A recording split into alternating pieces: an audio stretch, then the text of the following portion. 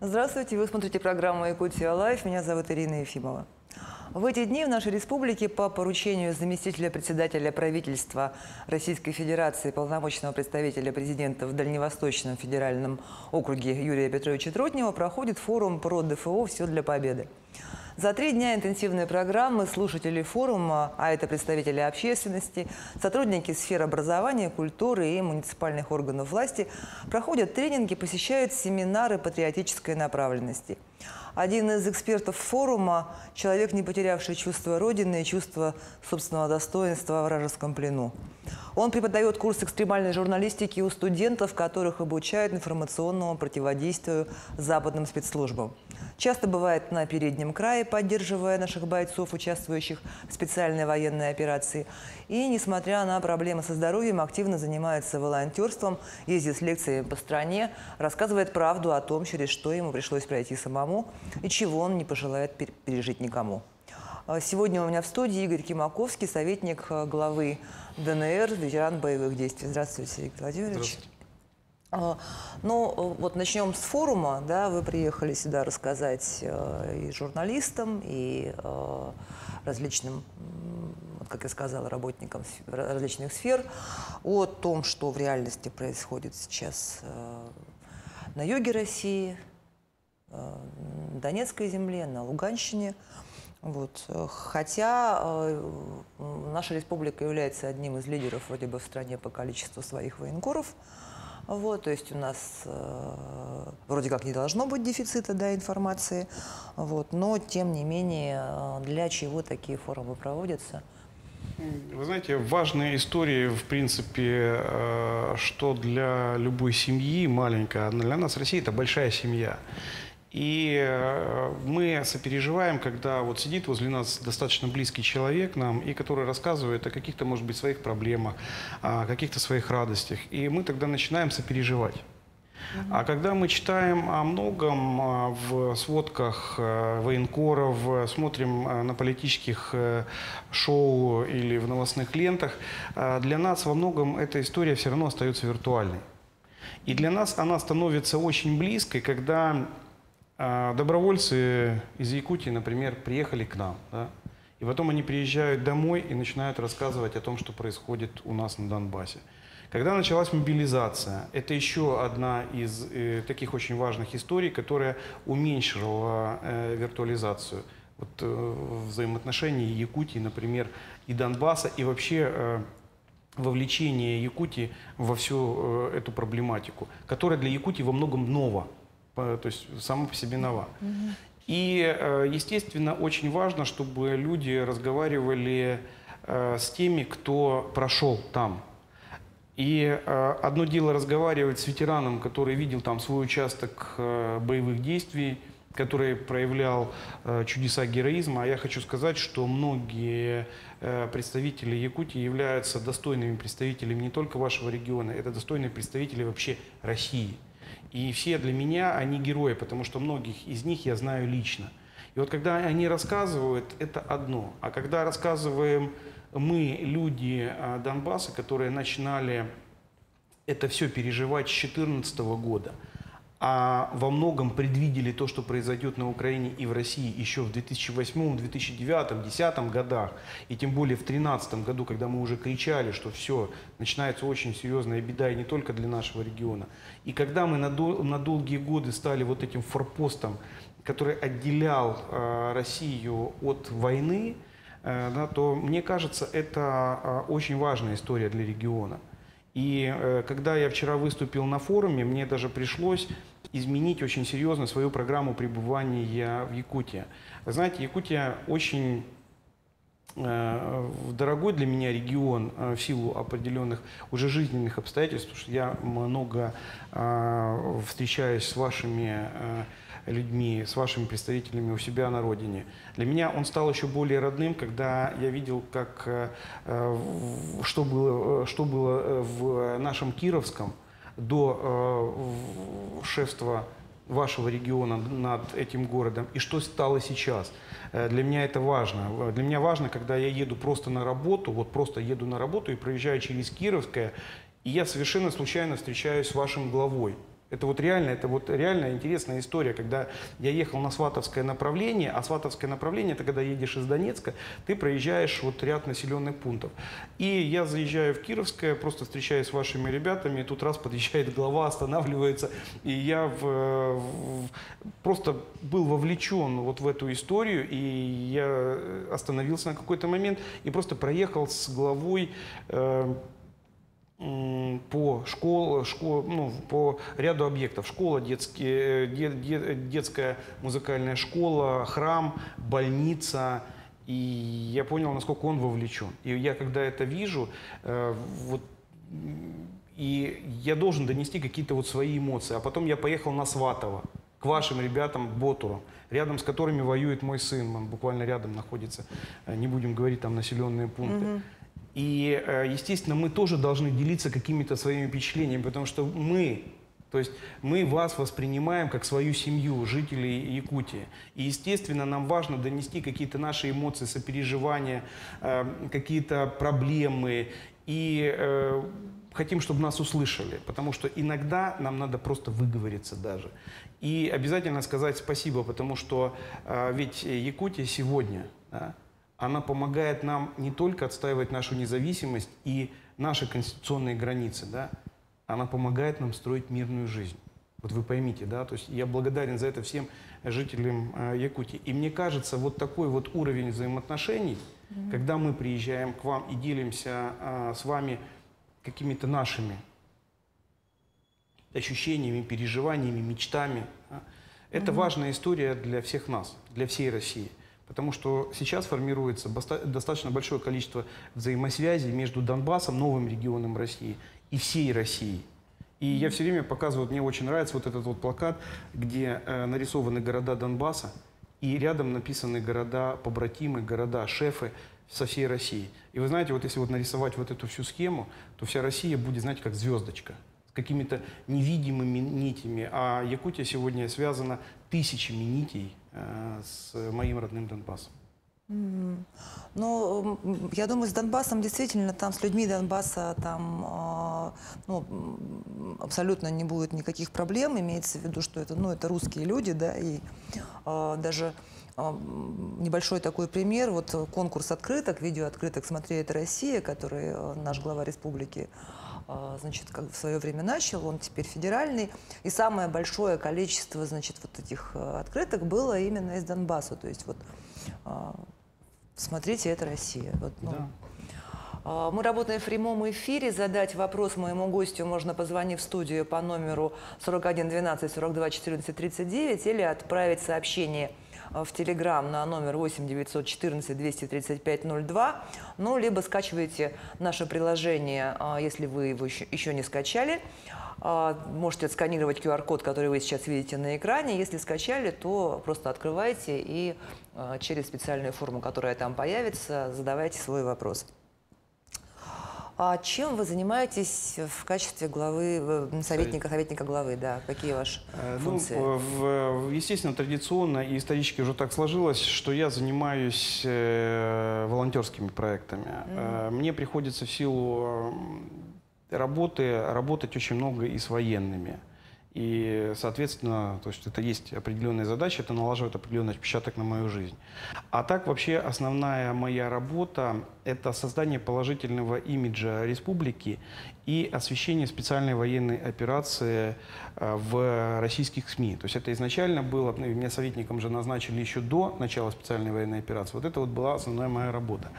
И считаю ее очень важной, потому что по отношению к нам противник ведет информационную войну. И нам надо осуществлять информационное противостояние и также информационно наступать на противника. Вот это сейчас моя основная работа, но в ближайшее время добавятся еще и военные компоненты. Почему? Потому что у меня сын находится на территории, участвует в специальной военной операции. Я как отец, я не имею права оставаться в стороне. И, скорее всего, в ближайшее время я тоже уйду воевать. Вот говоря про информационную войну, да, один мой знакомый журналист РТ он говорит, ну вот они же как воюют, там фейки, вот это вот все такое, а мы, значит, такое ощущение, что мы играем в шахматы с гопником. Почему мы не можем вот как бы такими же методами, как они? Вот что вы по этому поводу думаете? Вы знаете, мне кажется, что мы и не должны таким методом с ними воевать, потому что они гоняются за впечатлениями на очень безинтеллектуальном поле. Да. Изначально Россия, когда вступала в этот конфликт, была более культурной, более традиционной державой и более интеллектуальной. И мы должны в большей степени, наверное, использовать наши преимущества, а иногда не уподобляться нашему противнику. Но иногда на их аудиторию мы должны действовать такими методами, которые они пробуют воздействовать на нас.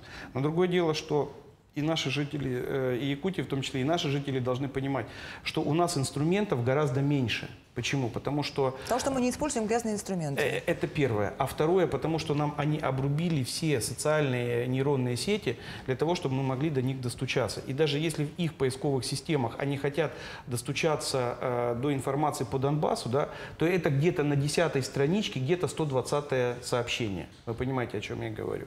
То есть у нас достаточно сложная задача. Поэтому мы в первую очередь, наверное, должны на нашей территории противостоять этому. И второе, создавать такую систему освещения информации, чтобы это, формировало правильную систему ценностей, уважение к своей стране, уважение к своей истории. И, вот, скажем так, все решения должны быть направлены на то, чтобы в нашей стране начали формировать нашего российского, русского пассионария. Это очень важно, потому что русская цивилизация отличается от многих цивилизаций, она многонациональная, и она не то что сохранила, она развивала в рамках вот своей общности, она развивала все культуры. Да? И вот мы должны сегодня воздействовать таким вот образом, чтобы сплотить вокруг нашей культуры, вокруг наших традиций, вокруг нашей истории славной, сплотить людей, мобилизовать правильное общество, и, скажем так выставить вот противостояние, чтобы буквально там за несколько месяцев завершить вот эту специальную военную операцию. И для этого есть, скажем так, у нас очень серьезные предпосылки. И даже вот то, что как наши ребята сегодня уже в течение 3 недель сдерживают противника, который готовил целый армейский корпус по стандартам НАТО. И вот мы можем уже четко сказать, вот сегодня мы можем четко сказать, что вот это контрнаступление, это было контрнаступление НАТО на территории Украины против Российской Федерации. Потому что кроме украинских солдат в рядах этих корпусов были наемники из Европы, наемники из Америки, слышалась английская, французская, немецкая, польская речь. Они воевали на западной технике, и, соответственно, мы можем сказать, что это... И кто выдержал это все? Это выдержали бойцы, в том числе и приехавшие из Якутии. То есть у нас накоплен уже колоссальный боевой опыт, и сейчас очень грамотно надо это все реализовать в рамках нашей общей победы. И для этого нужна мобилизация общества. И что интересно, что многие правильные посылы, и я бы хотел сказать, даже есть вот моменты, которые хотелось бы даже вот брать пример с Якутии. Вот как вы помогаете и как вы участвуете в рамках специальной военной операции. И что интересно, это от чего идет? От определенных традиций, да? От каких-то консервативных правильных ценностей, которые вы сумели сохранить даже при вот этом информационном ментальном воздействии, которое оказывают западные спецслужбы на наше информационное поле. Ну вот вы упомянули, что на стороне Украины действительно много иностранных солдат, а, скажем, добровольцы каких государств могли бы на стороне России воевать, как вы думаете? Ой, вы знаете, во-первых, первое, необходимо было, и это изначально предлагал прямо в начале специальной военной операции, это создание Народно-освободительного движения Украины. Очень много украинцам, особенно в первые 3 месяца, когда у нас были замечательные победы, когда пал Мариуполь, когда мы его освободили, когда освободили Волноваху, большую территорию Луганской Народной Республики, Запорожской, Херсонской области, были под Киевом. То есть тогда большое количество украинцев хотело перейти на нашу сторону. Но они не хотели идти в армию, да, или в какие-то... А вот если бы мы создали или какие-то другие добровольческие подразделения, где бы они размылись, они хотели вот создать народно-освободительное движение вот из украинцев. И у нас же был в истории такой пример, это войско польское, которое в 1944 году вместе с Красной Армией освобождало. То есть это первый момент, это украинцев. Да. А второй момент, какие государства наши? Да мы даже во время, во время гражданской войны с 2014 года к нам приезжали сербы, к нам приезжали французы. У нас живут сейчас американцы, которые еще в 2014 году приезжали воевать. То есть с нами были бы все антиглобалисты. Почему? Мы должны очень грамотно сейчас рассказывать, что на самом деле на Украине сейчас это лаборатория НАТО по проведению войны против Российской Федерации, где они используют различные средства, знаете, вот как, то есть как лабораторные занятия. Вот так сработало, вот так не сработало. Да? И сказать, что там же против нас ведут войну глобалисты, которые хотят вот мир весь построить по струнке, чтобы не было национальных культур, чтобы все были, грубо говоря, потребители, чтобы было глобальное космополитичное общество с однополярным миром. Да? А сейчас мир другой, он по-другому строится. И я думаю, что все антиглобалистские силы, да, это были бы и выходцы из Южной Америки, это были выходцы бы из Мексики той же, Никарагуа, Кубы. Я думаю, что только дай клич южнокорейцев, северокорейцев будет много, вьетнамцы приедут, китайцы приедут. Многие готовы нам помочь, потому что они понимают, что там на самом деле ведется война не с Украиной. Ведется война с Соединенными Штатами Америки и западными спецслужбами, англосаксонским миром. И что интересно, что даже если бы начались какие-то победы, жители Европы на нашу сторону встанут. Почему? Потому что если вы думаете, что от этих санкций и от того, что происходит на Украине, жителям Европы стало жить лучше, да, то это глубокое заблуждение, потому что им стало жить хуже. Почему я, начиная с 2019 года, говорил, что Украина – это обоюдоострый меч, который направлен как против Российской Федерации, так и против Европы. И то, что произошло с санкциями, то, что произошло с Северным потоком, это как раз вот это вот указывает, потому что уровень жизни стал хуже. И с востока Украины, и с запада Украины. И это надо четко понимать. И то, что сегодня на Украине происходит, это может быть очередной раз наша миссия, которая спасает Европу не только от фашизма и нацизма, но и спасает от ненужной для Европы гегемонии со стороны Соединенных Штатов Америки. Как бы не пафосно это все звучало. На самом деле жители Европы, многие, после того, как мы одержим там победу, и сделаем все, чтобы в Европе тоже восстановился правильный мир, жители Европы будут нам благодарны. А какая сейчас вообще ситуация там? У нас? Да. Я могу сказать, что пока сохраняется определенное напряжение, потому что тот потенциал, который Украина готовила для контрнаступления, он еще украинскими вооруженными формированиями не исчерпан. Западные партнеры наращивают поставки им вооружения, они не будут прекращать этого делать, хотя у самих у них вооружения на самом деле не так уж много и осталось. И им запустить систему воспроизводства этого вооружения тоже очень проблематично, потому что они не ожидали, что конфликт будет такой затяжной и такой энергоемкий для них. Вот. Напряженный, но то, что происходит на линии боевого соприкосновения, лично меня, как мужчину, как человека, который немножко понимает все-таки в боевых действиях, немножко радует. Почему? Потому что наши ребята научились воевать, научились накапливать и творчески использовать тот опыт, который был приобретен уже в рамках этого конфликта. Потому что мы все, то есть ветераны, которые принимали участие все эти 8 лет в той или иной степени в боевых действиях, мы говорили, что эта война не похожа будет ни на Чечню, ни на Сирию. То есть это будет фронтальная, то есть как бы фронтальная битва двух очень серьезных армий. И вот это уже начали понимать. И я уверен, что сегодня из вот этих лейтенантов, старших лейтенантов, капитанов, майоров, подполковников и полковников в ближайшее время будет сформирован такой генералитет, который будет способен проводить операции стратегического уровня. А это как бы внушает очень серьезное, то есть очень, скажем так, вот серьезный оптимизм. Почему? Потому что, значит, мы можем достичь главных целей. это обезопасить нашу родину на западных границах. А доколе нам идти и освобождать это все, но мне кажется, вот до тех пор, пока противники будут увеличивать дальность их ракет, да, вот мы себя на такую территорию ровно и должны освобождать. И это говорит в том числе и наши руководители, что ну, раз они двигают, ну, бьют по нам на 250 километров, значит, надо от Донецка отодвинуть врага на 260 километров. Будут они применять ракеты 650 километров, значит, отодвигать надо на 700 километров.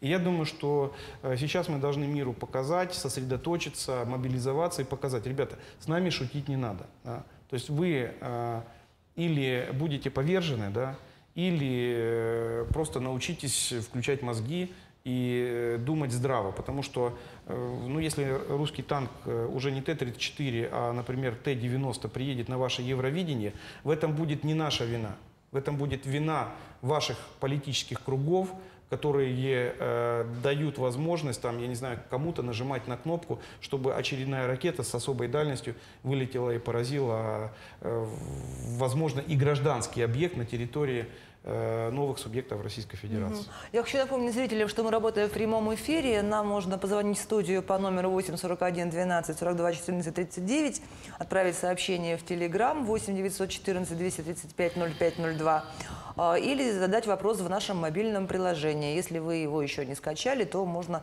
отсканировать QR-код, который вы сейчас видите на экране, скачать и задавать оттуда вопросы. Игорь Владимирович, вы сказали, что вот у вас там воюет сын, да, и вы сами намерены вернуться тоже на фронт. То есть вы уверены, что, скажем, неужели вы больше пользы принесете, ну не больше пользы принесете, как вот советник главы, вот, то, чем вы сейчас занимаетесь? Я понимаю, о чем вопрос. На эту войну я уходил практиком. И для меня очень важно, даже вот если работать дворником, да, ну вот делать красиво свое дело, когда ты его видишь, когда ты можешь сказать, вот твой двор чистый и все.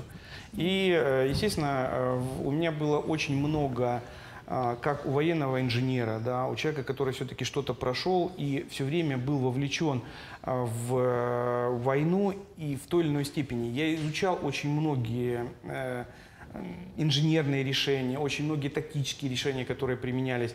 И мне важно, чтобы это воплощалось. А когда я буду об этом только говорить, а не буду это на практике использовать, то это так и останется во многом теория. А мне хочется, чтобы вот теория, которая сегодня во многом сопровождает наши боевые действия, воплощалась в практику. И, к сожалению, пока только такой путь я вижу для решения. Хотя и понимаю, что та работа, которой я сейчас занимаюсь на вот таком пропагандистском, в хорошем смысле этого слова, на политическом уровне, идеологическом уровне, что это очень важно. Важно ездить там по регионам, рассказывать, вовлекать людей. И вот важно. Но для меня важно и чтобы повышалась эффективность всего того, что происходит на линии боевого соприкосновения. В 2014 году вы все бросили и поехали на Донбасс. Почему? Ну, потому что... Ну, то есть вы жили в Петербурге? В Петербурге, был директором Центра информационных технологий Санкт-Петербургского аграрного университета, входил в ректорат. Но почему я ушел? Потому что на самом деле я понимал, что грядет большая война с Украиной, и впервые отголоски этого я услышал, еще будучи курсантом военного училища в 1991 году, когда ко мне, курсанту Серпуховского высшего военно-командного инженерного училища ракетных войск стратегического назначения, когда я шел по Одессе в форме, подошла с мамой. Подошла девочка с оператором, представилась корреспонденткой какого-то нового издания, поддерживаемого западными НКО, и начала задавать мне вопросы в кучу. А потом задает вопрос: а на чьей вы стороне будете, когда начнется война между Россией и Украиной? Я напоминаю, это 91 год? Конец августа 91 года, да. И потом я узнал, что большое количество офицеров, потому что в тот момент, когда распадался Советский Союз, большое количество офицеров, которые входило в состав украинской армии, они принимали новую присягу и подписывали секретный договор, в котором четко было прописано один из пунктов: будете ли вы принимать участие в войне между Россией и Украиной. Если ты не поставишь галочку «да», то с тобой контракт, соответственно, не подписывался. То есть был такой договор. И что интересно, что этот договор даже как-то попал в сеть со стороны Украины. То есть это были секретные договора. И я думаю, что такие договора мы увидим, когда мы освободим Украину и доберемся до их военных архивов. Они станут для общественности еще одним из шоков.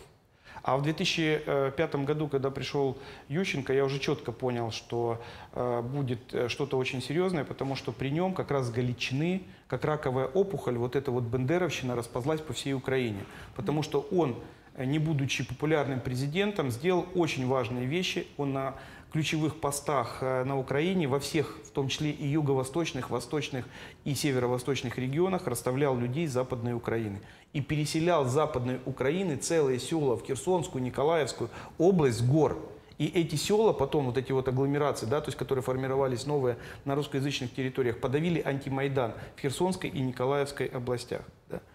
А в 2019 году я уже четко, когда еще был в плену, я предсказал, что будет война. Потому что даже учебники школ, истории, захисник вітчизни, это защитник Отечества, они были четко направлены на подготовку молодежи к войне. И в 2019 году, чтобы вы понимали, на Украине вообще пропало такое понятие, как Великая Отечественная война. Это одна из самых серьезных скреп было нашего государства. Почему? Потому что в Великой Отечественной войне самыми пострадавшими народами был это народ, проживающий на территории Украины, народы, проживающие на территории Беларуси и европейской части России. Вот до вот этой вот линии боевого соприкосновения с фашистской Германией. Вот. И они эту историю стерли, начали впихивать новую историю. Вы знаете, что на карте учебника 11 класса истории от 19 года Белгород входит в границы территории Украины. И когда я ехал в Биробиджан и читал оперу, которая, ну, так как я читаю политические новости, да, то там этот вот месседж прям четко поддерживается. Там написано, что многие села долгое время на Белгородчине разговаривали на украинском языке. Ну, не на украинском языке уже, если уже быть правым. Я вырос на Украине, знаю, что такое. Это называется суржик или малоросский или новоросский язык. Это суржик. И вот украинцы говорят, на каком украинском языке? Если они в ЮНЕСКО подавали в 2018 году украинский язык, чтобы его признали каким-то уникальным языком, ЮНЕСКО, друзья Украины, были вынуждены отказать. А знаете почему? А потому что украинский язык на 75% состоит из русских слов. То есть его не существует. Но они же это раскручивают. Они же этого дают свои... То есть, и что интересно, что тот народ, который остался на Украине, который был подвержен образовательному, я не буду называть это некрасивое слово, то есть обрезанию, да, то есть как бы культурному обрезанию, они в это верят. Слушайте, я видела такой документ, инструкция переписчика, вот когда в 1934-м, в общем, перед войной была перепись населения в Советском Союзе, да, и там вот была инструкция переписчика, что когда вам скажет, значит, человек, что он русский, нужно уточнить, к украинцам он себя относит, к белорусам или к великороссам. И вот таким образом, значит, отделяли, потому что все назывались русскими. Русскими. И вы знаете, что интересно, что в конце 19 века была проведена перепись населения на территории Российской империи. И в Киеве, и в Одессе были эфиопы, евреи, русские, калмыки, якуты, все были, но не было ни одного украинца. То есть это еще раз говорит о том, что этот проект, который был на Украине, это был искусственный проект. Поэтому говорить об этом, это, ну, как бы прийти, вот, вернее, скажем так, идти против истории. Ну, вернемся вот к последним событиям, да, все-таки 24-го, 25-го, ну, вообще в те дни, пока мы тут встречали солнце, пили кумыс, значит, в стране происходили события, которые, в общем, заставили всех действительно поволноваться. Вот ваше отношение к маршу Пригожина, что это вообще было? Ну, вы знаете, на самом деле мне сложно оценивать эти события, потому что я не был в них вовлечен там, а я находился здесь, но со стороны я всегда говорю следующее, да, то есть давайте все распри оставим на послевоенный период. Наша задача сейчас сосредоточиться и как минимум в поле, вот в таком информационном поле, не критиковать друг друга. И я стараюсь, то есть у меня тоже есть очень много моментов, которые я мог бы откритиковать, о многом писать, но я даже по этому поводу даже в какой-то степени перестал вести телеграм-канал, чтобы не сорваться на вот такого рода провокационные действия против государства. Почему? Потому что у меня есть каналы, по которым я могу донести информацию и сформировать правильные какие-то образы и донести это в том числе и до лидеров нашего государства, до своего главы, до администрации президента или до других общественных и общественно-политических структур, которые в какой-то степени могут влиять на какие-то решения. И вы знаете, вот это вот выносить ссор из избы, есть же русская пословица, нельзя выносить ссор из избы. И когда мы даже вот это вот, если даже это может быть использовано в каких-то рамках, в рамках информационных каких-то войн, может быть, да, но когда мы такого рода информацию выносим на гора или происходит такого рода события, это же мы играем на руку врагу. Первое, что сделали цепсошники, да, они начали раскручивать у себя, вот смотрите, ребята, нам надо еще немножко потерпеть, России начинаются внутренние смуты, распри, вот нам Сейчас надо они потерпеть, сами. все рухнет и так далее. Это же могло негативно воздействовать на линию фронта. Я начал, конечно, много обзванивать ребят, которые там находятся, все ребята сказали, да не, нормально, мы стоим и будем стоять до конца. И что показал для меня положительно, показал вот этот эпизод. Я хотел бы, чтобы наше руководство сделало из этого правильные выводы. Я надеюсь, что они будут сделаны. И не мое мнение, потому что я могу чего-то не понимать, чего-то не знать.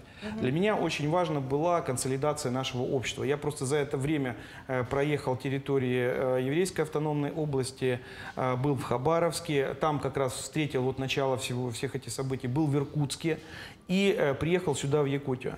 А вы знаете, что меня порадовало? Это консолидация, правильная консолидация нашего общества. Никаких высказываний лишних. Общество сосредоточилось, наблюдало и понимало, что, то есть вот я не чувствовал, знаете, вот я не чувствовал вот этого предсмутного состояния в регионах, да, вот когда вот ЦИПСО же на это и работает, чтобы разъединить нас. А у нас была правильная поддержка президента, спокойно ожидали, как это произойдет. Не было тут, знаете, вот каких-то поползновений, что мы сейчас, знаете, вот Варфоломеевская ночь по отношению к ветеранам, вагнеровцам, потому что многие из них себя покрыли неувидаемой славой, да. То есть было очень много положительного. И те отрицательные моменты, которые были связаны непосредственно с самим вот этим демаршем Пригожина, они были для меня нивелированы тем, что я увидел в регионах. И меня это на самом деле порадовало. То есть наша страна, как большой корабль, да, она движется все-таки в правильном направлении. И его только как там президенту, всем, кто Богом был наделен определенными полномочиями для того, чтобы управлять нашим государством, чтобы они вели теперь вот этот вот корабль в правильном направлении. Потому что такой поддержки президента в последнее время, ну вот не было, да, вот сказать, ну скажем так, ну и не было ни социологических опросов и так далее. Вот народ высказался, власти региона высказались, общественно-политическое, вот смотрите, даже не было истерики в Телеграме очень серьезно, да, ее не было, просто не было. Да, потому что все ждали, что скажет президент. Да, что ждал. И президент сказал, все консолидировались, и когда мне скажут там вот, может быть, это неправо, это не сделано и так далее. Вы знаете, я все время говорю, что общество, да, как и его институты, оно или выздоравливает вместе с институтами, или болеет вместе с институтами. И наша судьба такова, да, то есть наша судьба выздоравливать вместе со всеми институтами, которые обслуживают и которые защищают нашу жизнь, да, то есть как бы наша задача сделать так, чтобы было оздоровление в силовом блоке, в политическом блоке, в общественном блоке.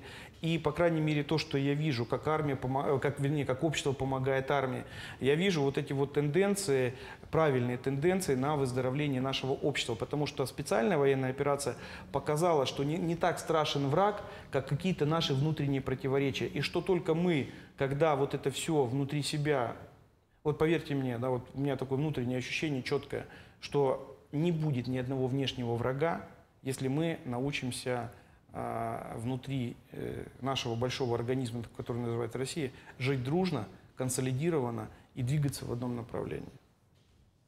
Ну, пожалуй, на этом и закончим.